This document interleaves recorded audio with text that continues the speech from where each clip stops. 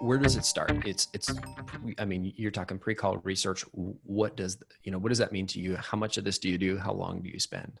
Yeah, so I'll say this is obviously because it's before a call, it's the easiest thing in the world. Like it's where every BDR or SDR or ADR or whatever you want to call them, everybody starts there and they think, I'm gonna do a really great job. I'm gonna do tons of research. I'm gonna really figure these guys out. And then they make the call and nobody's there. Okay, well then it wasn't really worth doing 35 minutes of research, was it? You didn't get a hold of anybody. Yeah, but I put that in there and then tomorrow you're gonna call them. Yeah, but how many times does it really take to get a hold of them? 10 to 12 times? 15 times, 20 times their CEO, high level, you're selling mid-market or above.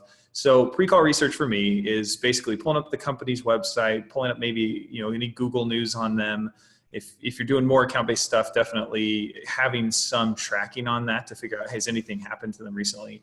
And then, just pulling up the person's LinkedIn profile, because you're obviously in B2B, we're selling to a person and to a company. So at the same time, you need to know some information about both. So if you have a good idea of who your target market is, you can really quickly get the high level, okay, here's about how big they are. Here's maybe some of the pains they're probably experiencing. Oh, and she went to school at BYU like I did. Great. I can mention the Cougars. I'm going to bring that up at some point, maybe not in my intro, but I'll just put a couple of those things down in the account notes. If I spend more than 3 to 5 minutes, I've wasted a ton of time.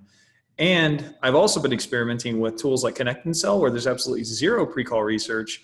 I've had tons of success setting a lot of meetings because it's more about, can I get on the phone with somebody than can I get on the phone with the right information ahead of time? Because I'm pretty good at having a conversation with people and getting to the point where I know what their real pain is.